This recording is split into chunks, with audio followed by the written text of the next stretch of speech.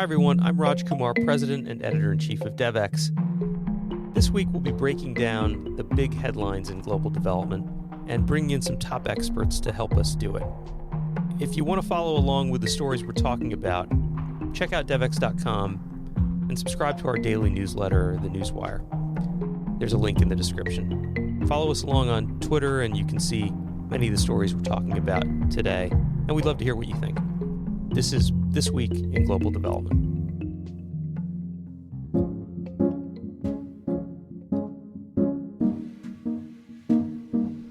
Hi, I'm Kate Warren, Executive Vice President and Executive Editor at Devex. You're listening to Devex at South by Southwest, our special edition of This Week in Global Development. The annual South by Southwest conference in Austin, Texas, is known for its eclectic mix of innovators and policymakers. It's a unique place where film stars and artists commingle with tech entrepreneurs and social change makers to discover new ideas and spark inspiration. Increasingly, it's also become a hotspot for global development leaders looking to break out of the usual event circuit echo chamber. I'm here at South by to talk with leaders about ways that technology and innovation can supercharge the Sustainable Development Goals. Listen in for what's next in a range of sectors from food to health to climate and conflict, and how these advancements can reach the most vulnerable. In this episode, we'll hear from Anne Marie Burgoyne, Managing Director of Emerson Collective. Emerson Collective is a limited liability company, or LLC, founded by philanthropist Laurene Powell Jobs. Emerson Collective uses a range of tools from philanthropy to impact investing to policy advocacy to make progress on issues like education, the environment, immigration, and health equity. I spoke with Anne Marie following a conversation here at South by on mobilizing philanthropy to combat climate change, which also featured Catherine Coleman Flowers from the Center for Rural Enterprise and Environmental Justice. We discuss Emerson Collective's unique approach, its growing work on climate through the Waverley Street Foundation, and how Emerson Collective looks at the role of artificial intelligence and social change. Here is our conversation. Well, Anne Marie, thank you so much for joining me here. I want to hear a little bit more about Emerson Collective's approach to philanthropy. I know you have kind of a unique model, and so maybe for our audience that's a little less familiar with how you operate, you can just give us an overview. I'm glad to do that. And our philanthropy, probably first and foremost, doesn't come through a foundation structure. We are structured as an LLC, and our philanthropy team is a team within a multi-toolbox social change organization. So we do our work through donor-advised funds, which allows us a lot of flexibility on where we give dollars. So that's one observation. Another is our philanthropic team sits beside a number of social change tools. So there's a venture team, a team that's really strong at building brand, a comms team. We have a pretty robust fellowship program, an advocacy team, a fairly large convening team. And so the conversation we have is, how is philanthropy one aspect of moving forward social change in conversation with lots of other tools that can be used? So that's another piece of our work. Another aspect is we've made a really conscious decision to do almost all of our grants as general operating multi-year grants.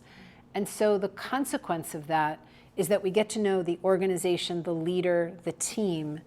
And then as we get to know them, our belief is wherever we put our dollars, the decision rests with the leader and the team on where the highest best use of those dollars is at any given time. So it allows there to be more trust and conversation in the model. We've also chosen to be very, very deep in diligence and then to be much less controlling during the life of a grant. So our reporting is fairly light touch. And our desire during the couple 3 years of a grant partnership is to find ways to be of use.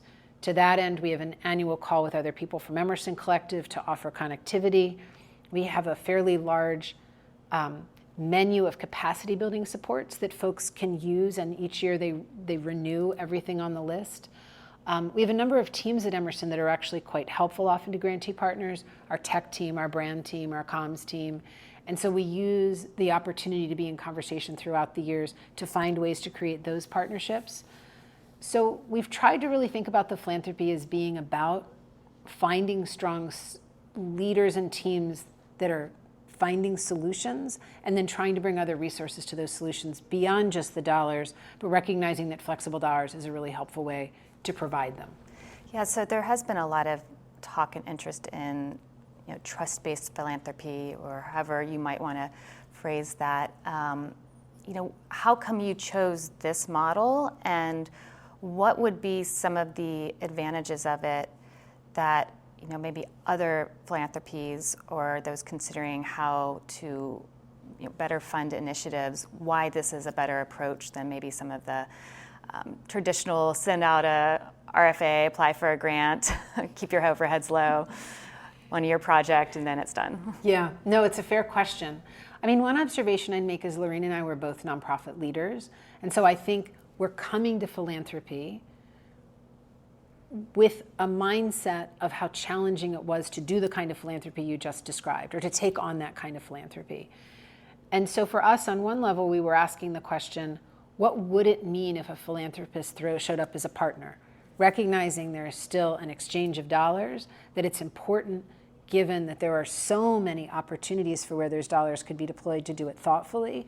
But then what else could be part of that relationship? I'll also observe I came out of the Draper Richards Kaplan Foundation, and we had a fairly trust-based model. It had a funny truncation point in that we did grants for a certain amount of time and there were no renewals. So that in some ways had this really interesting dynamic where once the grant was made, you really were in a conversation for a number of years because there was nothing at the end of that rainbow, so you really had to be in conversation during. And so we were trying to capture the spirit of that in the way we do the work now. Because we're structured the way we are too, I think we had a realization that at some point we wanted to be able to help an organization to focus on the work, and we thought we had a role to play, or a possible role to play in that too. And so if you didn't find a place to build trust and then have deep, important conversation, you couldn't make those matches. You couldn't understand where offering might make sense. And I'll also say in our offering, that menu, the curated opportunities, we're very much about optionality. So just because we come and say, would this be interesting, you're absolutely welcome to say the answer is no. And that's been part of the trust-based piece too, is you don't want people showing up at convenings or taking on opportunities simply because they think that's an expectation. So in some ways, I think it was a very planful choice, and in some ways, in an effort to be a team that is learning and acknowledging that the landscape has changed a whole lot. You almost find if you don't come to a trust-based model, you're spending a lot of time on the wrong things, reading reports, setting expectations that might not be delivered, and then the possible right things you never have enough time to nurture. So what kind of frameworks or methodologies do you use to measure the impact or success? I think that's a really good question. It's different in different parts of the philanthropic work because there's different pieces of our portfolio that are differently evolved. So our education portfolio has been with us for quite a long time. And so there really are aspects of work you can look at to see the journey of a set of students through an educational experience. And some of the numbers, or some of the pieces you'll look at are numbers, and directionally you have a sense, given where the field sits, of what ideally those numbers should be. There's other pieces, I think, that are less numeric but highly tangible. When you listen to a young person describe the learning they've had, the agency they've felt, the opportunities they see in front of them, the optimism they feel, I recognize that's a different kind of measurement, but it's pretty powerful. There's parts of the portfolio, the immigration portfolio, where there's aspects where the piece that we've been seeking, which is around immigration reform, has been quite challenging.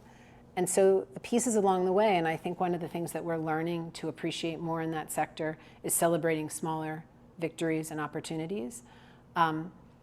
But I feel like when organizations find those and celebrate them, it's quite powerful. We've had some interesting technology plays that have been building up, which I feel like at least allow, when there's data sets and there's ways to support people by giving them more rich information sets, we're able to do that. And then there's places, honestly, where part of the success has been an organization identifying what success is for them and understanding how that fits into the ecosystem. So if I look at an organization like Hope Credit Union, their goal over time has been to serve in more regions, more people, but they've also wanted to serve more young people, and they've had success with that. They're starting to build a stronger back-end technology, which both makes all of their work more secure. It allows it to be accessible to more people. It allows them to use the knowledge they have to serve more people in different and more robust ways. And so in allowing the partners to define success, you understand the model better and differently. And then when they have that success, you very much see the power and possibility of it.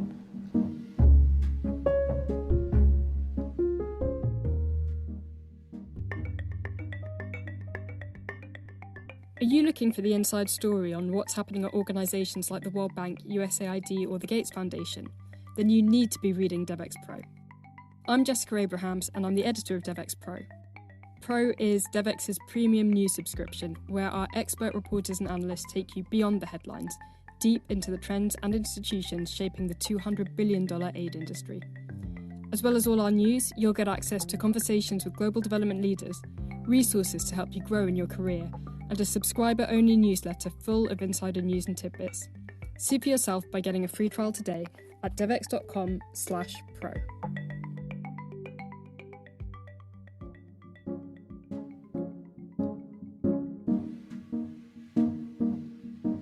So the panel you were just on focused on philanthropy being able to play a role in climate action, and climate is impacting everything these days. How do you think about climate and prioritizing that or evolving the kinds of programs and partners you choose, and how much is that a part of your portfolio? It's interesting. Climate has been a really evolving aspect for us. So I would make the observation for more than a decade, we've had a piece of the portfolio that's focused on environmental justice, food access. There's been aspects of that bigger body of work that we've been exploring and understanding. And at this juncture point, that work is more squarely focused on environmental justice.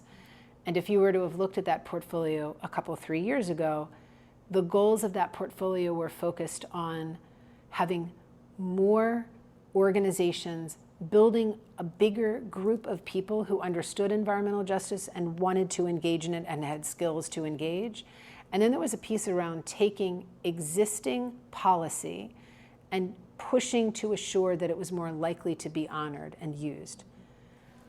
What's interesting, though, is as that landscape has shifted, and there's actually quite a few federal dollars at play, we've both been seeking out and encouraging organizations in the portfolio to move toward helping communities to access those dollars more readily, and then when those dollars come in, to use them to build infrastructure, which both supports the communities in their own development and also is greatly helpful in terms of climate. So that's the environmental justice part of the work. I'll also observe Emerson Collective has a foundation that focuses on climate. So unlike Emerson Collective that does not have a foundation structure, the Waverley Street Foundation is a foundation. And that work is now focused on the overlap of climate and community. It's very much about finding projects that both help a community to increase its own infrastructure and possibility to leave with a greater number of livelihoods and ways that the community over time can have more value for the people that live there. The two topic areas that are going to be the climate focus there are renewable energy and regenerative agriculture. And they've been honing in on states in the Southwest and a handful of countries across the globe for that work. So that's another place I'd say climate resides. We also have Elemental Accelerator, which has been a partner for a long time. They're both kind of within Emerson Collective, but they're also a grantee partner. And EEX has a portfolio. They are a nonprofit, but they have a portfolio of for-profit companies that are all in various regenerative spaces, transportation, food access, building of different sorts, water. And that's been kind of fun because it brings a different lens to the work. It allows you to see how nonprofit dollars can actually live in community in a way that can be funded and financed differently. I'd also observe that on our venture team, we have a team that focuses on energy and green tech. And what's been great about that is there ends up being lots of diligence and knowledge that's shared across that group. And then the final thing I'd observe, and I think this shows that climate lives in many, many places at Emerson Collective, is a couple years ago we ran what we called the Climate Special Grant Round. And we do special grant rounds every couple years. They're only for organizations in the portfolio. And it's an RFP, but it's an internal RFP. And the prompt was, without feeling like you're having mission drift, is there work you're taking on or could consider taking on that would acknowledge that climate change seems like it's going to profoundly matter to all of us everywhere? And we had probably 100 folks apply. We selected 20. We've now brought that cohort together twice. And it's quite powerful because we have a number of folks in the US, but folks also came from Canada, Bangladesh, Rwanda, Belgium, like from all over the world. But Teach for All is creating a global open source platform of curriculum for teachers to use to teach climate. MEDIC, which is an organization which builds the backbone for community health workers, is creating aspects of that backbone that allow people who watch health, public health in communities to understand how climate, as the climate is changing and being especially punishing to people, how that changes disease burden. And so if you're a community health worker where you're looking to provide preventative or proactive support, Array, which is Ava DuVernay's one of the organizations within her set of organizations, the film Origin was an entirely green film, but it was done in a way that was much more aggressive and thoughtful than maybe what industry standard has been to date. And now there's a playbook for that. And all of those were part of this Climate Special Grant Round. So it's been very exciting to watch how education is climate, culture is climate. What was really powerful when this group came together a few weeks ago was people said, I'm so excited we came to this work a couple years ago, that you encouraged us to start a conversation. One organization, TUMO, and they're in Armenia, and they created these stations, and they came in sort of a container, and it was kind of like a weather station, but much more cutting edge. And the students across Armenia, there's 60 or 70 of them now, built these systems as a way to understand climate change in their communities. But what happened was, as the team at TUMO watched the students build these projects, they recognized that everything about their organization should change in terms of how they interacted with the built and non-built environment. And it changed how they did sourcing, it changed how they thought about configurations of people and staff and when they gathered. And it was really interesting to listen to this group of scientists talk about how this project that was climate-based for the students they focused on then reflected back and changed the way they thought about climate within their organization. So in some ways, climate is everywhere, truly, but we've really tried to take that on and acknowledge that at Emerson Collective too. Now, can you talk a little bit about your international work? So you do a lot of work here domestically in the US, but also internationally. I was struck with the panel you had earlier with Catherine and mentioning some of the wastewater challenges they have in rural Alabama, being similar to challenges you might find in Haiti or elsewhere. So maybe talk a little bit about your work you're doing internationally and then how you see those interacting. I think often in the global development space, there's a silo between what's happening in the global south and what's happening in, say, North America, where often challenges of inequity and low resource environments are similar. So how do you think about that broader portfolio between your domestic and international work? It's interesting you say that, and I intimated this a little bit, but a number of the organizations that were part of our Climate Special Grant Round were organizations that work in non-US settings.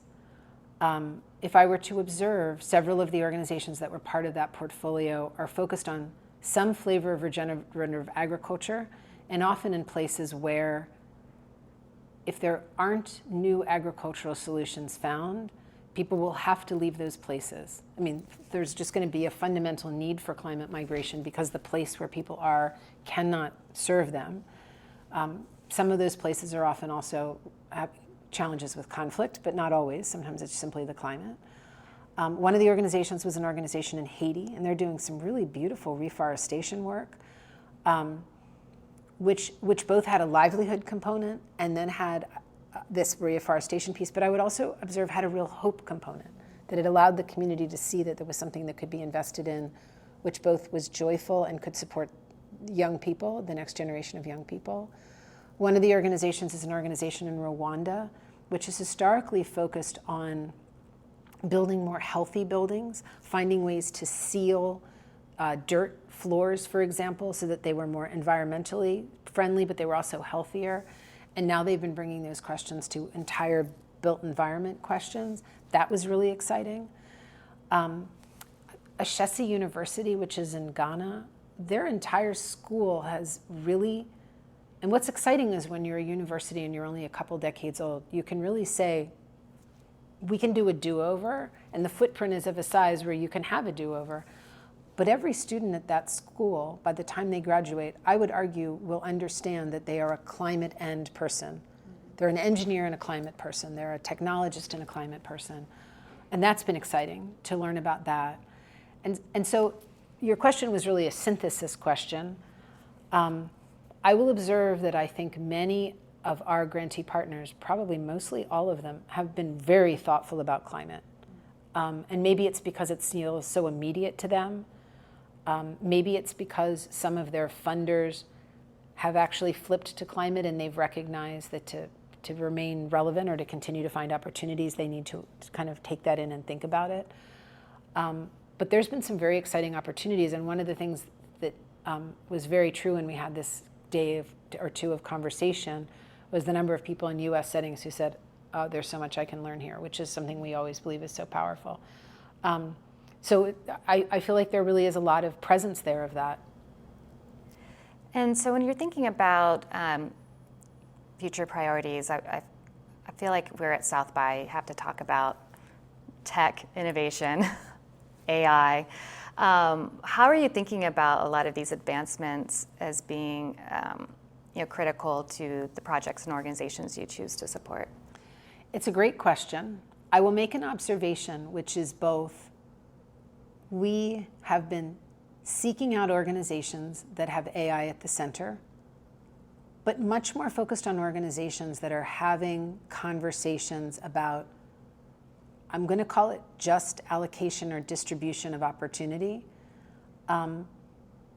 which is a less noisy playing field, a set of voices it's a little harder to break through on, but we also feel like important voices.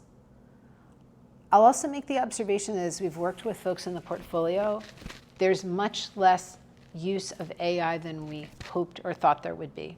And I don't say that as anything but an observation.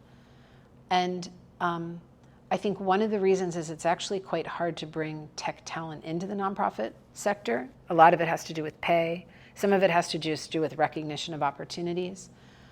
And then, of course, you can't have, it's like a one-hand clapping problem. You can't have one technologist in an organization and solve for something. They need to have a team. And then at some level, you need to level up everybody in the organization of some knowledge. It's actually time-consuming and costly. And then, of course, the technology is evolving so quickly. So on the one hand, we're certainly seeking out folks who are in that conversation and trying to bring some important aspects to the conversation. I'd also observe that there are some organizations in the portfolio who are finding really interesting ways to use AI, and whether that's in terms of they've historically done very intensive data-based work as a way to understand where to serve or how to serve better, and they're trying to figure out how to do that using large language models, for example. There's other folks that if they distribute or they use any sort of almost like an operations model to allocate resources, they're trying to figure out how to use data differently there. But we're realizing it's a journey. And so if I go back to the observation about how we've used capacity building, we now have open AI office hours for folks in the portfolio to talk to members of our technology team to begin to figure out where they are in a journey. We last year had a number of organizations that came together for a day with an AI company to learn about possibilities, and we're continuing to work with that group. And at the same time, we have another cohort that's going to come through and do something similar. We learned some things last year, so we want to be stronger at that. I'll also say Rafi Krikorian, our CTO, has a podcast called Technically Optimistic, which the first season was quite good, and the second season's coming out soon. And I have often been told by folks in the portfolio that they've learned a lot from that content. So I put that out there as a learning tool for everyone. And so I guess what I would say is we're looking for those possibilities, and we've also had to acknowledge that the sector we work with is not at a place always to take advantage of them as rapidly. Well, thank you so much, Anne Marie, for taking the time today. It was lovely speaking with you, and we look forward to following more of your work. This has been This Week in Global Development. If you enjoyed this episode, don't forget to subscribe using the link in the description. To get even more coverage and analysis on the most pressing development issues of the day, become a Devex Pro member by going to devex.com/membership and signing up. Thank you for listening, and see you next week.